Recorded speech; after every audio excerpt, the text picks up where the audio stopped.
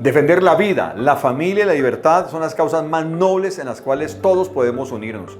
Y en Latinoamérica estamos viendo un reto muy grande que implica que con valentía y determinación podamos hacerlo. Así que hoy nuestro invitado es un fiel representante de estas causas y me siento muy feliz de que esté con nosotros en este podcast el día de hoy. Bienvenido, Agustín Laje. Dios te bendiga. Gracias y nuestro respeto y admiración por esas batallas que te das por la vida, la familia y la libertad. ¿Cómo está Latinoamérica? Ubícanos un poquito estas batallas que nos estamos dando contra todo esto. Mira, hagamos, digamos, una suerte de repaso para saber dónde estamos parados hoy.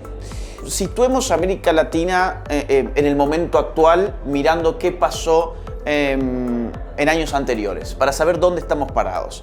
En 1990, Fidel Castro crea algo llamado el Foro de San Pablo junto con Lula da Silva, viendo que la Unión Soviética se desmoronaba y necesitaba un apoyo continental para continuar con el proyecto socialista en nuestro continente. El Foro de San Pablo va a tener gran éxito, va a inaugurar lo que se conoce como socialismo del siglo XXI y muchos presidentes van a salir de ese seno. Hugo Chávez, Nicolás Maduro, el matrimonio Kirchner en Argentina, Evo Morales en Bolivia, Rafael Correa en Ecuador, Lula da Silva, Dilma Rousseff en el caso brasilero. Y así en general el continente giraba hacia la izquierda a principios del siglo XXI. Pero hubo tres países que le hicieron frente al Foro de San Pablo. Fue Colombia, fue Chile y Perú, en algo que llamó el Grupo de Lima. El Foro de San Pablo empezó a tener grandes problemas a partir del año 2015. A partir del año 2015 empiezan a cambiar las cosas en América Latina. Por ejemplo, llega Mauricio Macri a Argentina después de 12 años de kirchnerismo. O por ejemplo, en el año 2016 va a llegar, en el caso de los Estados Unidos, Donald Trump a ser jefe de Estado. En el caso de Brasil, Bolsonaro llegará en el 2018. Piñera volverá al poder en el 2018 también. En el caso de Ecuador llegará Lenín Moreno y Rafael Correa se terminó su hegemonía. Evo Morales ya queda fuera de juego a partir del 2019. Con Hugo Chávez muerto, Nicolás Maduro deslegitimado hasta la médula. Un Fidel Castro ya muerto, un Raúl Castro que no se hace cargo del poder. Es decir, la izquierda se va hundiendo, salvo en un país, México. México en 2018 gana López Obrador y el Foro de San Pablo se lava la cara. Se lava la cara ¿en dónde? En Puebla. Se arma el Grupo de Puebla. Y a partir del 2019, que el Grupo de Puebla se crea en junio del 2019, ya la cosa empieza a cambiar en América Latina nuevamente. Más o menos en octubre del 2019 tenemos insurgencias indigenistas en Ecuador, que prácticamente hacen un golpe de Estado contra el gobierno de Lenín Moreno. Tenemos las insurgencias chilenas, que generan un conflicto de una magnitud revolucionaria, queriendo un nuevo texto constitucional.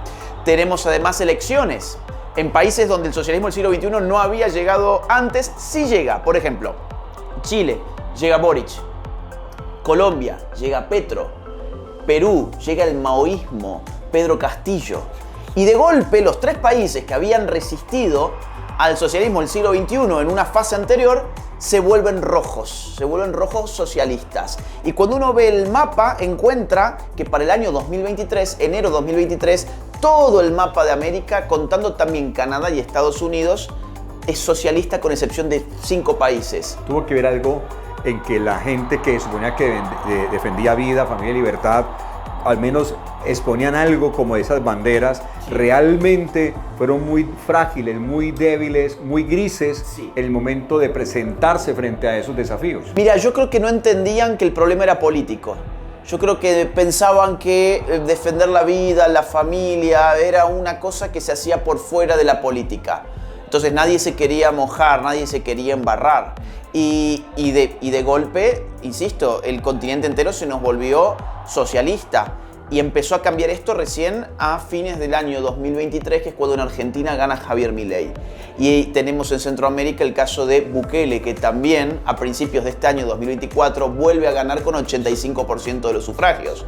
Y tenemos ahora las elecciones venideras en los Estados Unidos con Donald Trump. Entonces, haciendo un análisis que Donald Trump puede ganar. En el momento en que nosotros estamos grabando esto, las encuestas le dan una ventaja muy significativa por sobre Harris. Entonces, haciendo un raconto político muy veloz desde los 90 hasta hoy, que es lo que he intentado hacer, vemos que podemos salir de esto.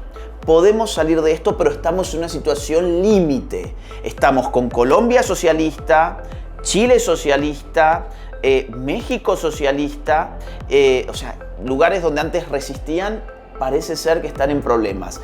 Entonces, para los temas de vida, familia, libertad religiosa, la cosa tampoco pinta en principio mucho mejor. La ideología de género se ha filtrado por todas partes. En el caso colombiano, incluso ha llegado a una norma que le permitiría a niñitos hacer cambios de género, con todo el daño tremendo que eso acarrea para la vida de los más indefensos de todos, que son los niños.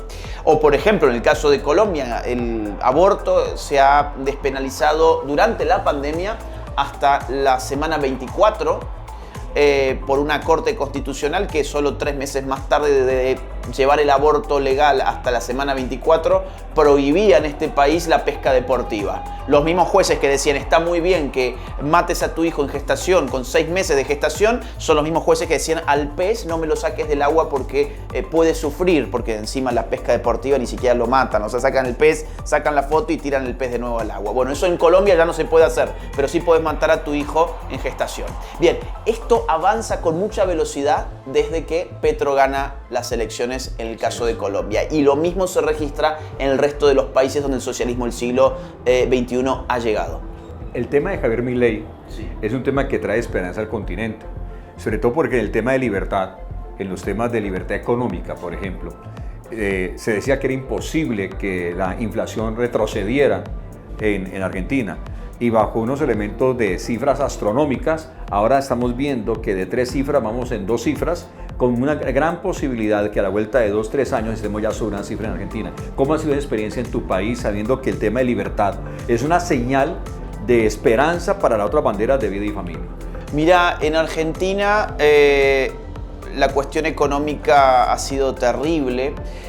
Los socialistas nos dejaron un país con 50% de pobres, con 70% de niños que pasan hambre, con una moneda totalmente destruida, una matriz productiva destrozada. Realmente nos han complicado la existencia.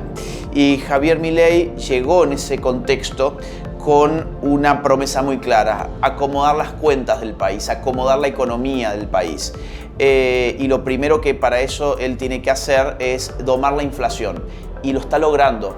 Según todos los analistas económicos que salen en la televisión, según todos los periodistas de temas económicos y políticos, no había ninguna posibilidad de que tuviésemos, digamos, una inflación mensual rondando en el 3% en esta etapa del gobierno. Y sin embargo se logró. Antes de darnos cuenta, la inflación mensual, que arrancó en 25%, imagínate, 25% mensual. ¿Cuánto es más o menos? Bueno, el cálculo, porque es exponencial. Es exponencial. Entonces, el cálculo que se hizo en ese momento rondaba el 17.000% de inflación. Impresionante. O sea, es el impuesto más abusivo que genera el Estado hacia el ciudadano. Mira, es que pasa que con una inflación de esa magnitud, sumís a la pobreza al 95% de la población, porque le has destruido la moneda. Los volviste pobres en un segundo. 90-95% de pobreza se calculaba si la hiperinflación llegaba. Pero Javier Milei la detuvo ahí nomás de asumir y empezó a bajar. Y ahora estamos en 3% mensual, que sigue siendo mucho. Pero mirando la película, la gente además en las encuestas, la mayoría de la gente responde que tiene esperanza de que el mes próximo haya menos inflación. Me escribe un amigo de Argentina. Sí. Un hombre muy importante en temas de Estado y todo esto, pues contrataba con el Estado. Y él me dice, mira, yo he sido afectado, he perdido contratos y todo esto, pero yo he entendido que eso es necesario. Sí. Porque si no se reduce el Estado, sí, no es posible bajar la inflación, no es posible bajar el peso que tiene el Estado para cobrarse al ciudadano. Entonces me ha llamado mucho la atención porque me dice, a costilla de que mi economía, entre comillas, ha disminuido, pero así como yo, los argentinos somos conscientes de que ese despilfarro del Estado tiene que acabarse si queremos darle un futuro a nuestras nuevas generaciones. ¿Cómo ha sido eso? Bueno, yo tengo la misma experiencia que él. Es decir, si yo me rigiera por mi interés particular, a mí me convendría que sigan los Kirchner porque tenían una brecha cambiaria inmensa y para las personas que cobran dólares significaba, digamos, una vida de abundancia a costa del daño de toda una sociedad.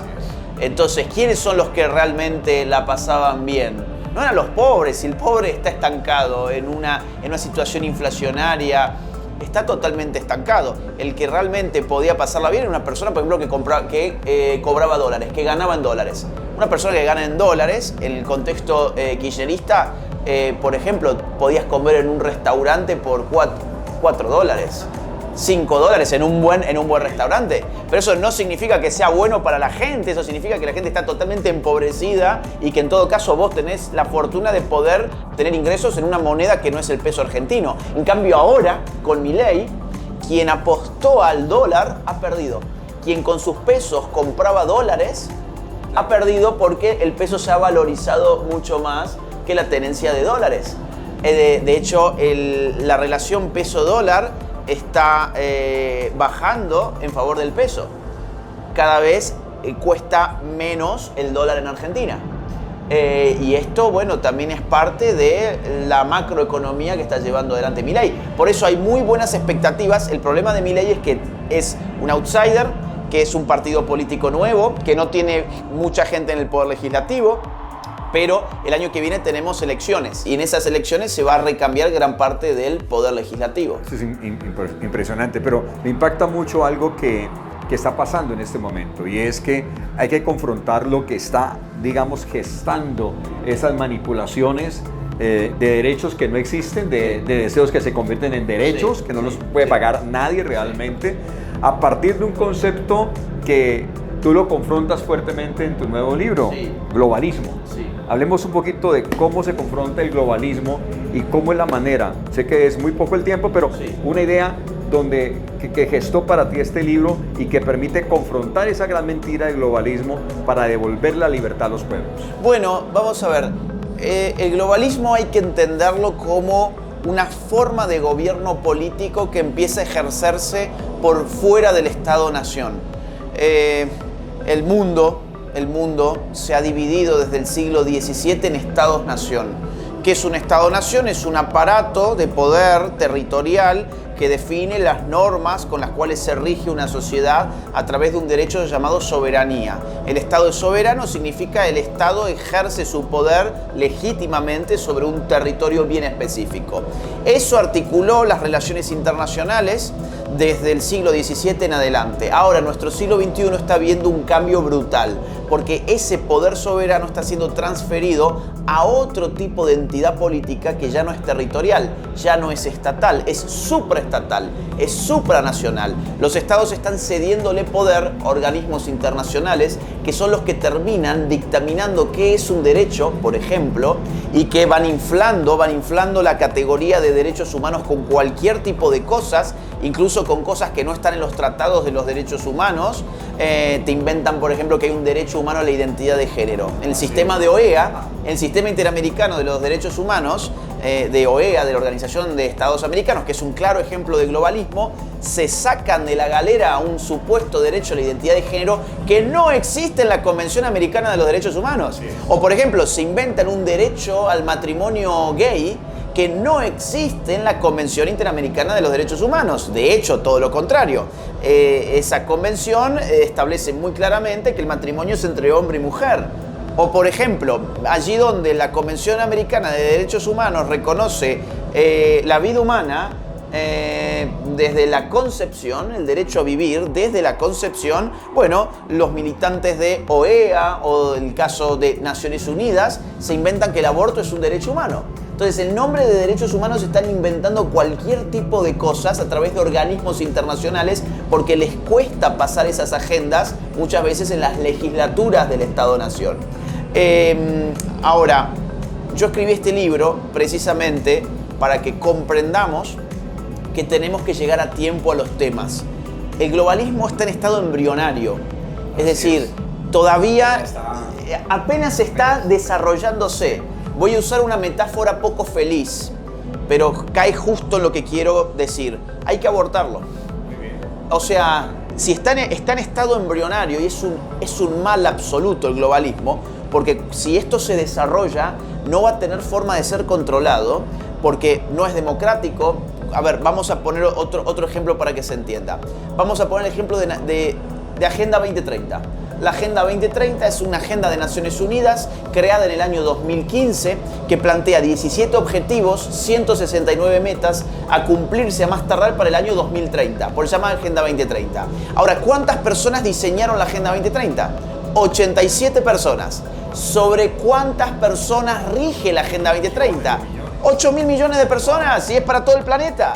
Entonces, a ver, ¿alguna vez te consultaron a vos, John Milton, qué opinás de este objetivo? ¿Qué opinás? ¿Vamos a votar sobre esta u otra meta? No, no tiene base democrática. Son burócratas internacionales a los que no elegimos, no conocemos, pero hablan en nombre de la humanidad y establecen agendas para los pueblos. Y cuando uno hace lupa en esta Agenda 2030, por ejemplo, te trae ideología de género, te trae, por ejemplo, aborto.